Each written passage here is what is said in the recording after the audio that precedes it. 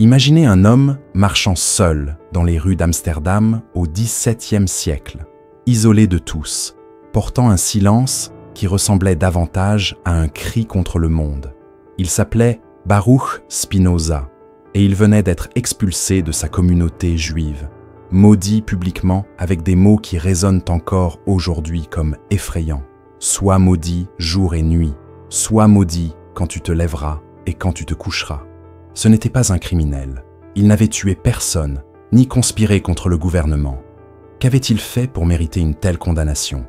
Il avait simplement osé penser, et penser si radicalement que ses idées menaçaient non seulement une religion, mais la structure mentale tout entière d'une. Il ne reniait pas Dieu. Au contraire, il affirmait son existence avec une certitude inébranlable. Mais le Dieu de Spinoza n'était pas le Dieu des chairs, le Dieu des promesses, le Dieu des mains levées en supplication. C'était un Dieu qui n'entendait pas les prières, n'accomplissait pas de miracles et ne faisait pas de favoritisme. Un Dieu si vaste qu'il ne rentrait ni dans les églises, ni dans les synagogues, ni dans les temples. Un Dieu qui était la nature elle-même. Cette rupture avec le Dieu personnel et anthropomorphe fut plus explosive que toute critique de la religion n'avait jamais osé. Spinoza ne s'attaqua pas seulement à des dogmes isolés. Il détruisit le fondement même de la foi traditionnelle en dépouillant Dieu de tout ce qui le constituait humain. Ni sentiment, ni jugement, ni amour, ni haine. Pour Spinoza, attribuer des passions à Dieu était une insulte, comme peindre le soleil aux couleurs d'un jouet d'enfant. Dieu n'était pas un vieux sage dans le ciel. Il était la réalité tout entière, l'être infini exprimé en toutes choses, du mouvement des étoiles au silence d'une pierre sur le sol. Et si cela paraît évident aujourd'hui, imaginez l'impact de cette affirmation dans un monde où la religion était au centre de tout, où l'idée d'un Dieu intervenant dans les moindres détails était le seul moyen de trouver un sens à la douleur. Spinoza offrait une vision qui libérait l'homme de la culpabilité religieuse, mais le laissait en même temps face à un univers indifférent à ses espoirs. C'était à la fois libérateur et effrayant. Quand on parle d'hérésie, on ne parle pas seulement de théologie, on parle de pouvoir. Spinoza a vécu à une époque où religion et politique étaient intimement liées, et questionner Dieu revenait, indirectement, à questionner les rois et les dirigeants. Son excommunication, décrétée en 1656, était un acte autant politique que religieux. Isolé, il perdit des amis et fut la cible d'attaques. On raconte qu'un fanatique tenta même de le tuer à coups de couteau. Il ne se rétracta jamais. Il ne demanda pas pardon et ne renonça à aucune ligne de pensée. Au contraire, éloigné de la vie sociale, il mena une vie simple, polissant des lentilles de microscopes et de télescopes, tout en écrivant l'une des œuvres les plus audacieuses de l'histoire, l'Éthique. Et pourquoi éthique? Parce que, pour Spinoza, comprendre Dieu et la nature n'était pas seulement une question de curiosité philosophique, mais une étape nécessaire vers le bien-être. Connaître la réalité telle qu'elle est nous libérerait des peurs, des superstitions et des passions qui nous asservissent. Cette idée, si moderne aujourd'hui, était un poison pour les autorités religieuses qui maintenaient leur pouvoir précisément en alimentant la peur et la culpabilité. Et peut-être vous demandez-vous, pourquoi troquer la sécurité d'une foi traditionnelle contre une vision aussi impersonnelle du divin? Pourquoi croire en un Dieu qui n'entend pas nos prières? Spinoza répondrait avec un sourire serein que la vérité ne dépend pas de ce qui nous réconforte. Pour lui, la plus grande liberté réside dans l'acceptation de la réalité telle qu'elle est, sans illusion. Et cette acceptation nous met en harmonie avec l'essence même de l'univers. Il ne voulait pas détruire la foi, il voulait la remplacer par quelque chose de plus solide, de plus sûr que toute promesse de miracle, la connaissance rationnelle. Et voici un point essentiel. La vision de Dieu comme nature ne diminue pas le sacré. Au contraire, elle l'étend à l'infini. Dieu n'est pas seulement dans un temple, mais dans le mouvement de chaque atome, dans le battement de chaque cœur, dans l'ordre mathématique qui soutient le cosmos.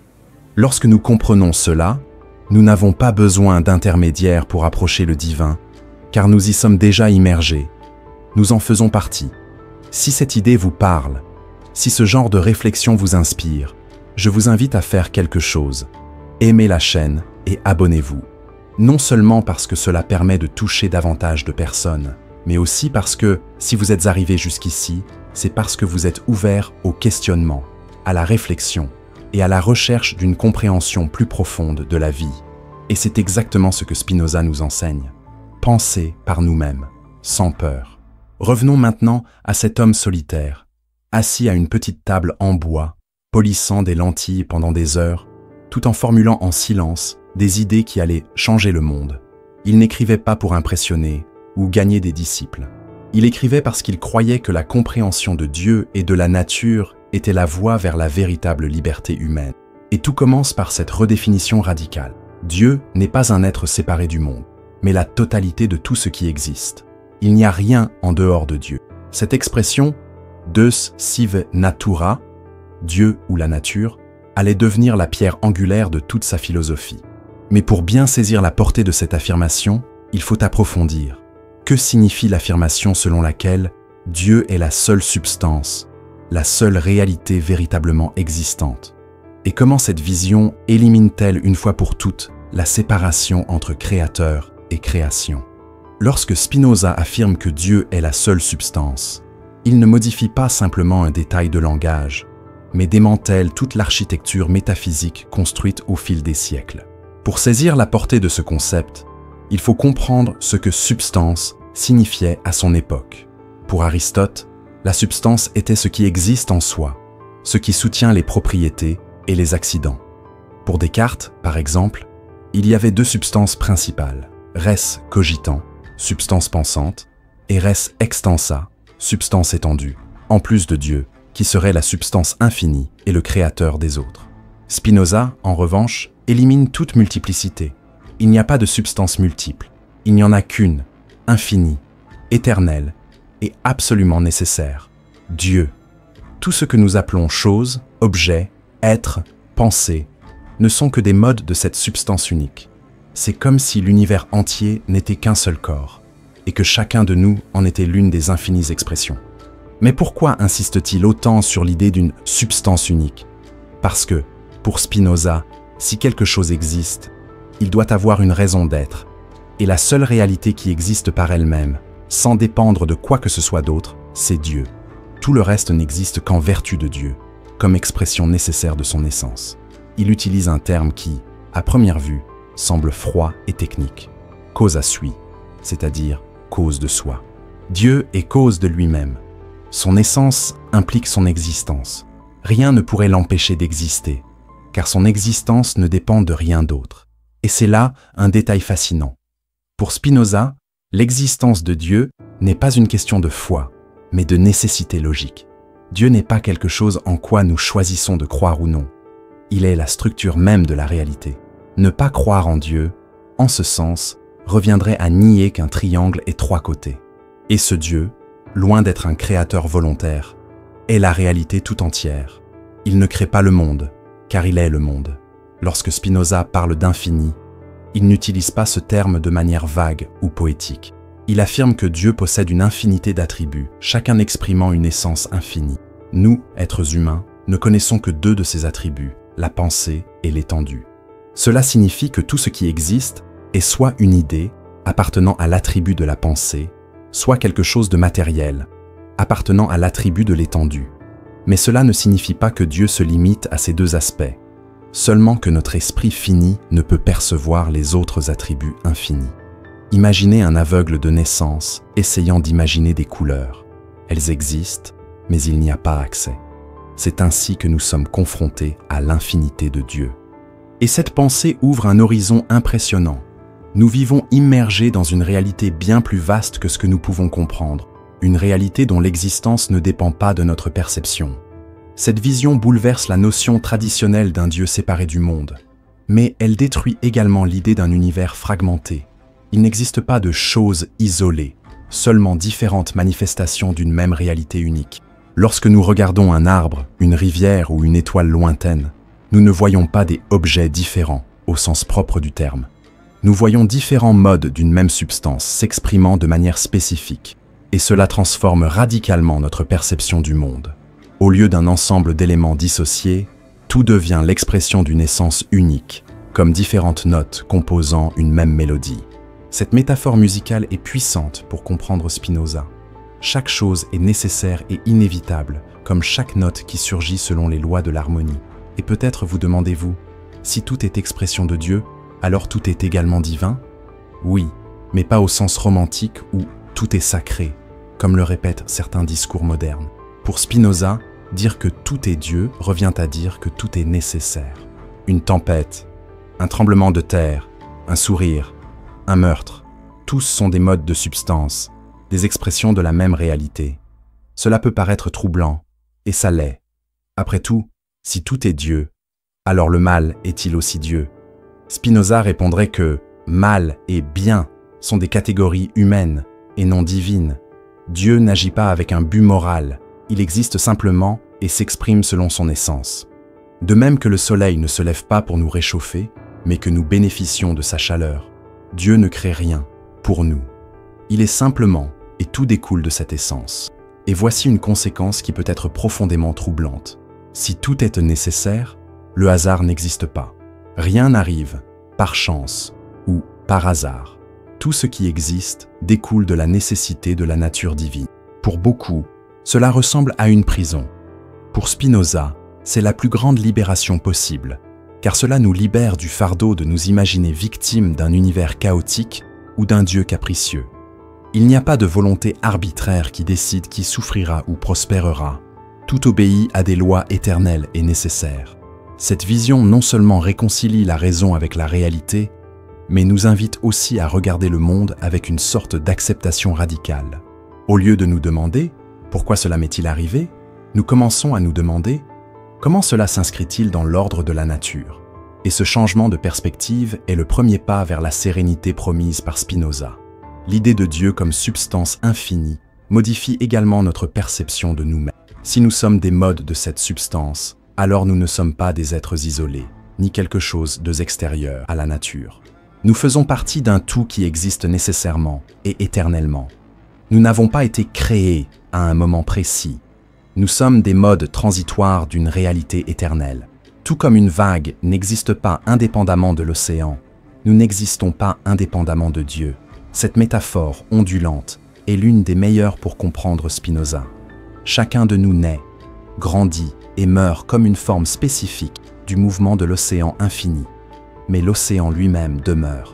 Et cela nous amène à une question essentielle. Si nous ne sommes que des modes, de simples expressions temporaires d'une substance éternelle, quel est le sens de notre existence? Pourquoi luttons-nous si ardemment pour préserver la vie, rester actifs, persister?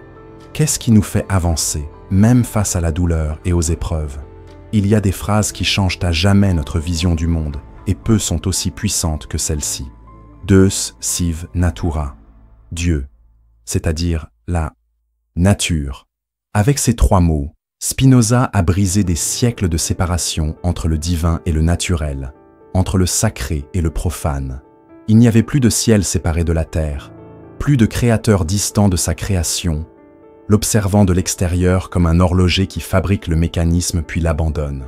Tout ce qui existe, absolument tout, est une expression de Dieu. Cela ne signifie pas que la nature est comme Dieu, ni que Dieu est dans la nature. Cela signifie que Dieu et nature sont une seule et même chose, deux mots pour décrire la même réalité infinie. C'est une idée si simple en apparence, et, en même temps, si subversive qu'elle perturbe encore profondément ceux qui insistent sur un Dieu personnel, volontaire et séparé du monde. Mais attention, lorsque Spinoza parle de la nature, il ne se réfère pas seulement aux arbres, aux rivières et aux montagnes, comme s'il s'agissait d'un naturalisme poétique. La nature, pour lui, est la totalité de la réalité, tout ce qui existe, dans tous ses aspects visibles et invisibles, du mouvement des galaxies au fonctionnement silencieux d'une cellule. La nature n'est pas seulement matière, elle est aussi pensée, idée, loi éternelle. Rien n'existe en dehors d'elle.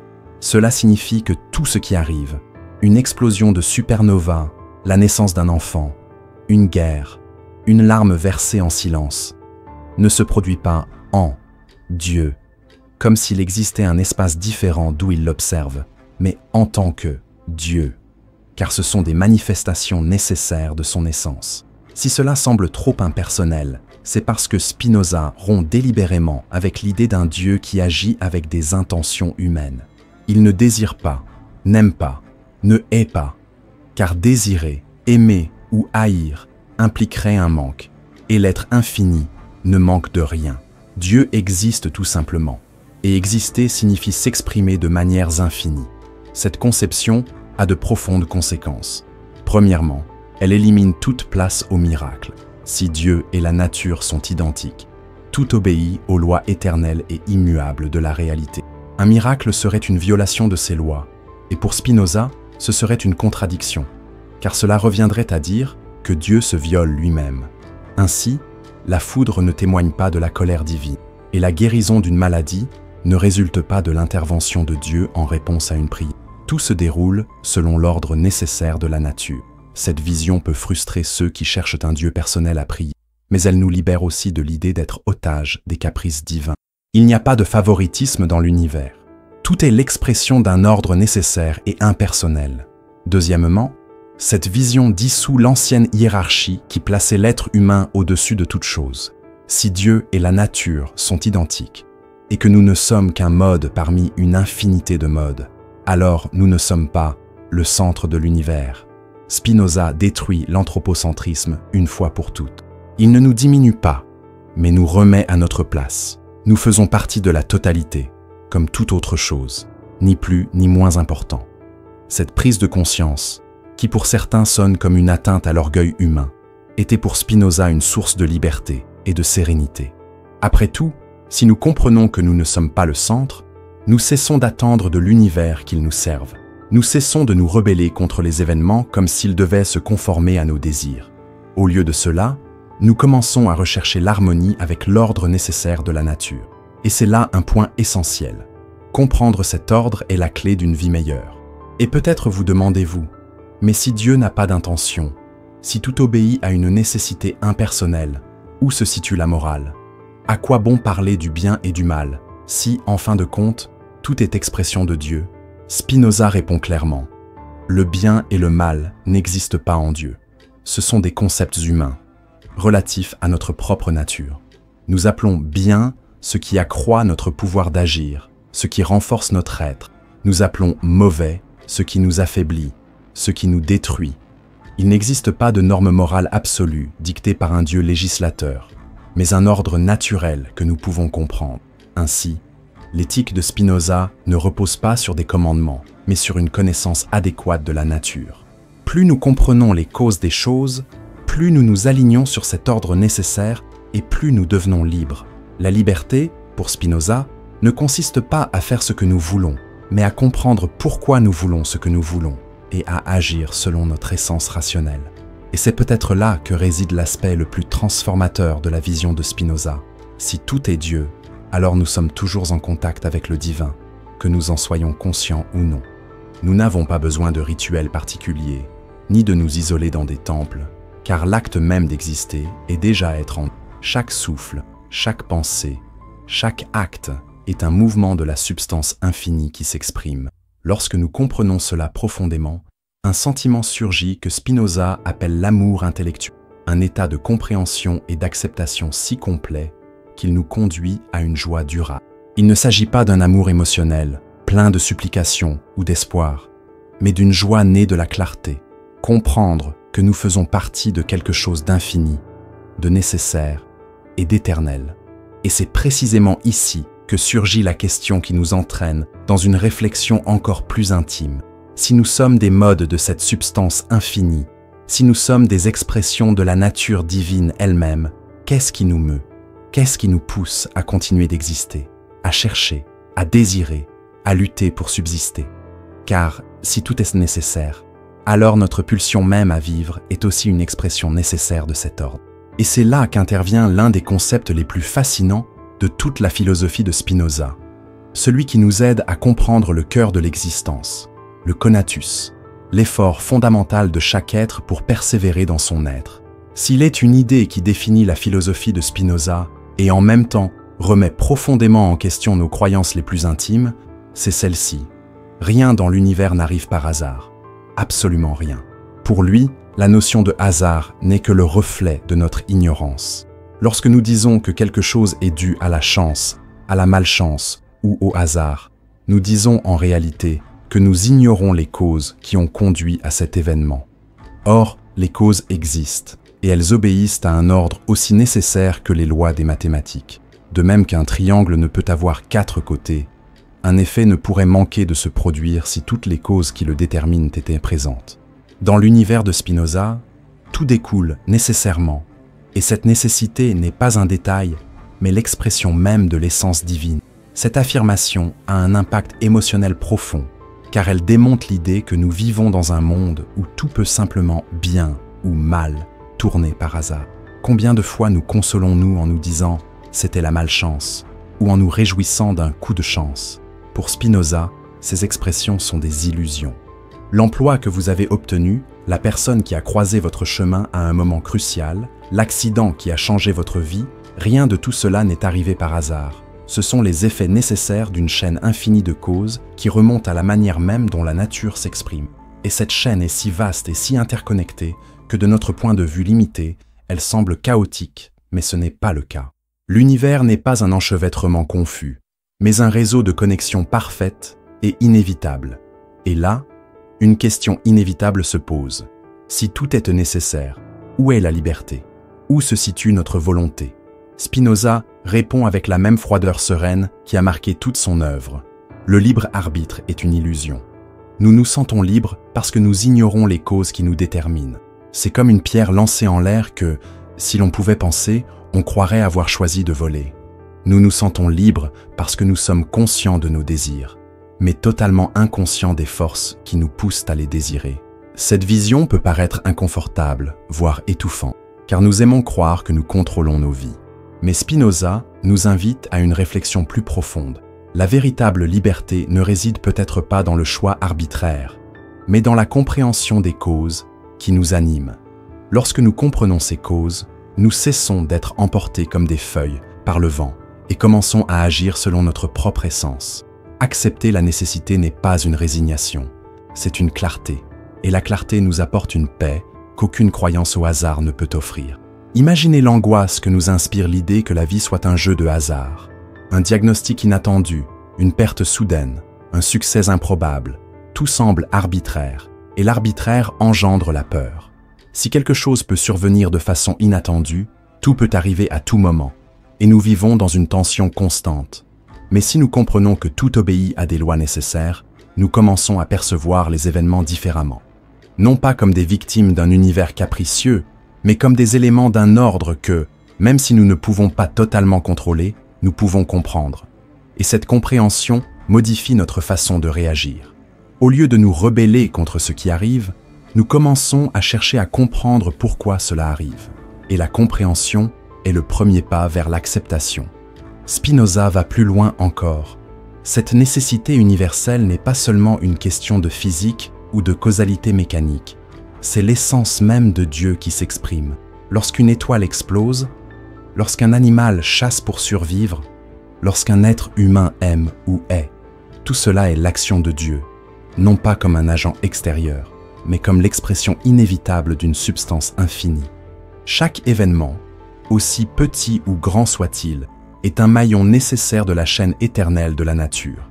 Cette perspective nous invite à quelque chose de quasi mystique. Regarder chaque chose, aussi simple soit-elle, et y voir la marque de l'infini. Il n'y a rien de superflu dans l'univers. Chaque détail a une raison d'être, même si cette raison dépasse notre compréhension. Et vous pourriez vous demander, mais en quoi cette vision nous aide-t-elle dans la vie pratique? N'est-ce pas simplement une théorie froide qui nous rend passifs? Spinoza dirait exactement le contraire. Plus nous comprenons la nécessité des choses, plus nous devenons libres. Lorsque nous réalisons qu'un événement n'aurait pas pu être différent, nous cessons de gaspiller notre énergie à souhaiter qu'il en soit autrement. Nous ne luttons pas contre l'inévitable, mais apprenons à agir intelligemment dans l'ordre nécessaire. C'est comme ramer sur une rivière. On ne peut pas modifier le cours de l'eau, mais en comprenant son courant, on peut l'utiliser à son avantage. Telle est l'essence de la liberté pour Spinoza. Ce n'est pas contrôler l'univers, mais comprendre son mouvement et s'y adapter consciemment. Cette vision de la nécessité transforme également notre regard sur nous-mêmes. Si tout dans l'univers obéit à des lois nécessaires, cela inclut nos désirs, nos émotions, nos ambitions. Et nous en arrivons là à un point crucial. Qu'est-ce qui nous anime exactement dans cet ordre nécessaire? Qu'est-ce qui nous donne envie de vivre, de grandir, de continuer? même lorsque tout semble conspirer contre nous. Il existe une force plus fondamentale que tout choix conscient, quelque chose qui nous pousse à persister dans l'être. Pour Spinoza, cette force porte un nom, le conatus. C'est l'effort essentiel de chaque chose pour persévérer dans son existence, l'impulsion qui pousse une graine à rechercher la lumière, un corps à lutter contre la maladie, un être humain, même au cœur de la souffrance, à continuer à désirer la vie. Et comprendre cette impulsion, c'est comprendre le cœur de la vie. Peu d'idées sont aussi difficiles à accepter que celle-ci. Nous ne sommes pas uniques dans l'univers. Nous faisons simplement partie de la nature, l'une des infinies façons dont Dieu s'exprime. Pour Spinoza, l'homme n'occupe pas une place privilégiée dans l'ordre des choses. Il est aussi naturel qu'une pierre, un arbre ou un animal. Cela paraît dur à un ego habitué à se considérer comme le centre du monde. Mais c'est précisément ce changement de perspective qui nous libère des illusions et des peurs que nous portons depuis des siècles. Nous avons toujours cherché à nous placer au-dessus de la nature, comme si nous en étions différents, comme si nous possédions une essence qui nous distinguait de tous les autres êtres. Les religions ont alimenté cette vision, créant l'idée que nous avons été créés à l'image et à la ressemblance de Dieu, destinés à régner sur les autres êtres vivants. Spinoza brise ce fantasme avec une phrase qui, si elle avait été prononcée publiquement à son époque, aurait pu signifier la mort. L'homme n'est pas un empire dans l'empire. Cette affirmation constitue une rupture brutale avec la tradition philosophique et théologique. Descartes, par exemple, avait radicalement séparé l'être humain du reste de la nature, le considérant comme un être doté d'une âme rationnelle, distincte de la matière, seigneur et possesseur de la nature. Pour Spinoza, cette séparation est une erreur. Nous faisons partie du même ordre, régis par les mêmes lois qui régissent le mouvement des astres et la croissance des plantes. Notre corps n'est pas une machine contrôlée par une âme surnaturelle. Il est un mode de substance étendu, tout comme notre esprit est un mode de substance pensante. Et cela change tout, car cela signifie que se comprendre soi-même, c'est d'abord comprendre la nature. Nous ne sommes pas quelque chose d'à part. Nous sommes un fragment qui ne peut être compris que dans le contexte du tout. Cette vision, loin de nous diminuer, nous confère une grandeur différente, une grandeur réelle, non construite par des fantasmes. En acceptant notre appartenance à la nature, nous commençons à réaliser que nos émotions, nos désirs et nos luttes ne sont ni des déviations ni des défauts, mais des expressions naturelles des lois qui régissent toute réalité. La tristesse, la colère, l'amour, la peur, tous ces phénomènes obéissent aux mêmes lois qui font jaillir la foudre ou naître une étoile. Cette compréhension nous libère non seulement de la culpabilité que nous portons depuis des siècles, une culpabilité alimentée par des religions qui nous accusaient d'être des pécheurs pour nos désirs et nos passions, mais nous donne aussi les outils pour faire face à notre propre condition. Si les émotions suivent les lois naturelles, elles peuvent être comprises, et si elles sont comprises, elles peuvent être transformées. Mais cette acceptation exige aussi de l'humilité. Combien de fois nous rebellons-nous contre la vie, comme si l'univers nous avait fait une injustice personnelle? Combien de fois pensons-nous « cela ne devrait pas m'arriver à moi » ? Pour Spinoza, cette rébellion naît de l'illusion d'être le centre du monde. Comprendre que nous ne sommes qu'une partie d'un ordre infini transforme notre rapport à la souffrance. Cela ne signifie pas que nous cessons de ressentir la douleur, mais plutôt que nous cessons de nous sentir persécutés par un destin injuste. Ce qui nous arrive n'est ni une punition ni une récompense, c'est simplement le cours nécessaire de la nature. Et cette acceptation, loin d'être une résignation, nous fortifie, car elle nous éloigne du rôle de victime et nous place dans celui de participant conscient de cet ordre. Faire partie de la nature nous apprend également à regarder les autres différemment. Si nous sommes tous des modes de la même substance, alors nous partageons tous la même essence. La division entre soi et autrui s'affaiblit, car nous prenons conscience que ce qui arrive aux autres participe également du même mouvement qui nous constitue. Cela ouvre la voie à une éthique différente, fondée non sur des commandements ou des récompenses divines, mais sur la compréhension que ce qui accroît la puissance d'un être, d'une certaine manière, accroît la puissance de l'ensemble. Nous aidons les autres non pas parce que nous en serons récompensés, mais parce que nous sommes l'expression de la même réalité. Fortifier les autres, c'est nous fortifier nous-mêmes. Et ici, un point fascinant émerge. Si nous faisons partie de la nature, régis par les mêmes lois que tout le reste, alors nos propres désirs suivent également cet ordre nécessaire. Nous ne choisissons pas de désirer, nous désirons simplement, car le désir est l'expression de notre effort essentiel pour rester en existence. Cet effort, comme nous le verrons, est à la base de toute notre vie émotionnelle, de tous nos combats, de toutes nos souffrances et aussi de notre joie. C'est cet effort qui nous fait persister même lorsque tout semble perdu, qui nous pousse à rechercher la nourriture, l'amour, la connaissance, le plaisir. Nous sommes, avant tout, un effort pour continuer à être. Et Spinoza donne un nom à cet effort, conatus. Mais avant d'approfondir ce concept, il convient de prendre le temps de la réflexion. Considérez comment tout ce que vous faites, au fond, tourne autour de votre survie. Des gestes les plus simples, comme boire de l'eau quand on a soif, aux plus complexes, comme consacrer des années d'études à une carrière ou lutter pour la justice. Tout, au fond, découle de cette impulsion. Même lorsque nous nous sacrifions pour les autres, même lorsque nous renonçons à ce que nous aimons, nous obéissons toujours à notre conatus, car nous cherchons à préserver ce qui, pour nous, est essentiel. Reconnaître cela ne diminue en rien nos actions. Au contraire, cela nous rapproche de la vérité de qui nous sommes. Et comprendre le conatus n'est pas seulement une curiosité philosophique, c'est la clé pour comprendre nos affections, nos passions et, en fin de compte, notre possibilité de liberté. Imaginez vivre dans un monde où aucun juge suprême ne consigne vos moindres erreurs, où aucun châtiment éternel ne pèse sur vos épaules, où aucune culpabilité ne pèse sur vos épaules pour avoir ressenti des désirs, des peurs ou de la colère. Pour Spinoza, ce monde est non seulement possible, mais déjà réel. Nous ne le voyons simplement pas, prisonnier d'illusions. Le Dieu moral, qui récompense et punit, qui observe chaque geste et chaque pensée, n'existe pas. Cela ne signifie pas que Spinoza soit un athée au sens vulgaire du terme. Il croit profondément en Dieu, mais pas en un Dieu qui prend soin de nous comme un père prend soin de ses enfants.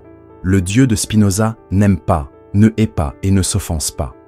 Il est tout simplement, et être signifie s'exprimer dans tout ce qui existe, sans distinction morale. Il n'y a pas de péché dans l'univers de Spinoza, car aucune loi divine n'a été créée pour nous juger. Il n'y a que l'ordre nécessaire de la nature. Cette vision, bien que libératrice, peut être effrayante, car on nous a appris pendant des siècles que sans un Dieu moral, le comportement humain n'aurait aucune limite, et que nous sombrerions dans le chaos.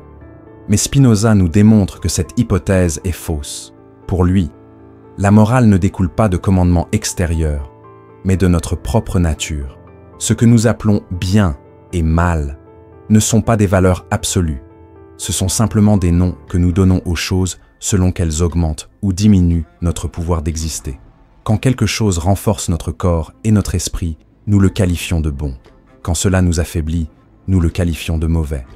Une alimentation saine est bonne, car elle nous aide à maintenir notre vie, tandis que le poison est mauvais, car il la détruit.